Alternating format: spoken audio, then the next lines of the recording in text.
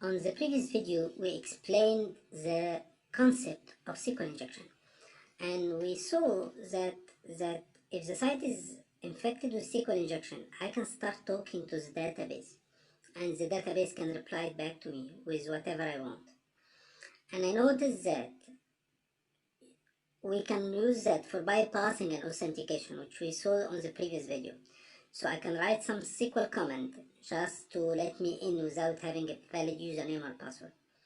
And I can even write some SQL command if I know how to write SQL command. I can write some SQL commands that allow me to change this database, to browse information, to delete information, and so on. And by the way, I just want to point or to let you know that even if you don't know SQL syntax, even if you're not, you just need to detect a site detected with SQL injection. And there is a lot of application, and I'm going to show you one of those applications in an upcoming video that will do that on behalf of you. So you just click on a button, it will dump all the table. You click on the bottom, it will get you all the information that you want. So even if you are not good or you are not comfortable with learning SQL syntax, you don't have to. Tools will help you doing that. But the point is you should be aware how to detect if the site is infected with SQL injection or not. Now let's go and take a proof of concept. I'm going to open the Dumb Vulnerable website, a web application. And on one of the video, on the section, I explained how to set up and install this DVWA to be able to test whatever attack we are talking about. And I'm going to go to the SQL injection. And as you can see here, there is a field where you can write anything. So for instance, number 1, I need user ID number 1, and you click on submit. So it will show you that user ID number 1 is admin and his surname is admin. Number 2, now while I'm writing that, I want you to check the header. You notice that when I'm writing down 1, the URL will point to number 1 inside database. If I write number 2, the URL will be pointing to number 2 and you'll be getting number 2. What if I write number 50? Okay, they don't have a record under this name, so no information will be displayed. Now here is the point. If I write 50 and then I put this apostrophe like the previous example and write down or 1 equal 1, and then we put the hyphen, the hash. What is the explanation of this comment? I'm telling him, okay, put whatever you want, 50. I know that we don't have information with this 50, because this could be username and password, so I'm writing anything. And then I'm telling him this apostrophe, it's telling, okay, could you ignore what I just wrote? So apostrophe means ignore what has been written. And could you just verify this 1 equal 1? And because the verification result will be true or false, and if it's true, it would let you in. So I put a syntax that definitely is true. What about this hash? Hash means ignore what has been requested in the program after that, if a password or whatever. And I click on submit.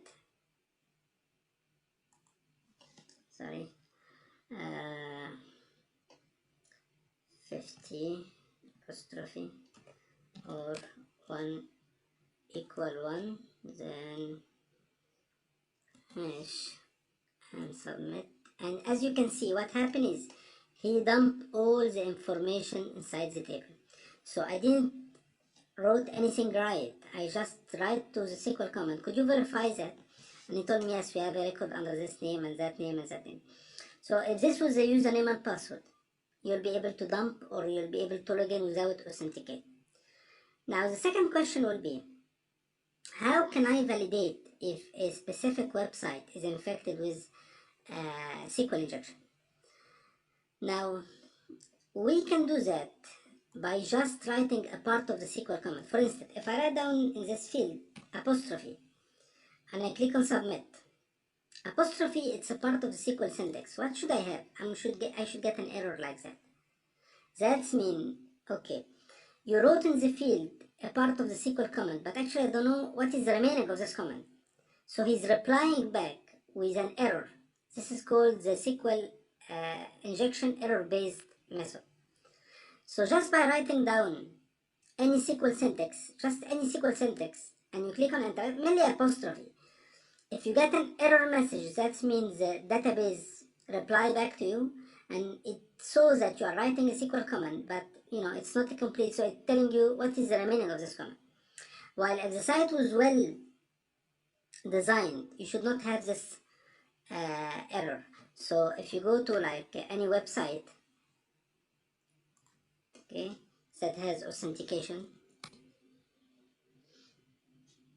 so any website that has authentication, any login page, and you just, okay, you try to put apostrophe here and there, okay. If the site is not well, it's not well developed and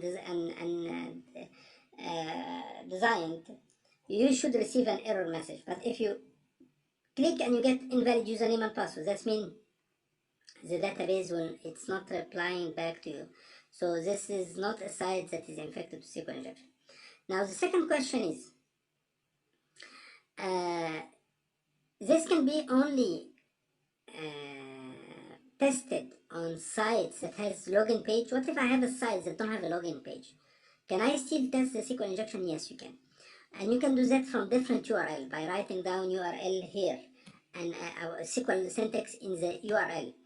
And if you keep doing that, if you get SQL error, that means that this site is infected with SQL injection. And on the last video of this section, I'm gonna go, because actually this is very exhausting. What if the site has a lot of URL and a lot of sub URL? Are you keep crawling there? No, there is some tools that do that for you. So you get on the site, it keep manipulating the URL and putting SQL syntax and check if it's infected with SQL injection or not. So we don't have to do that manually, except my objective here is to understand the SQL injection. On the next video, I'm going to give you another proof of concept, and then we're going to move into a different kind of attack. By the way, by the end of this section, I'm going to give you one of the advanced attack, but actually I may have to remove some information from the video because you don't have an approval to test that on a specific website, while I do have an approval. So I cannot share with you the site name, but I'm going to show you the full attack from A to Z until you get whatever information is needed.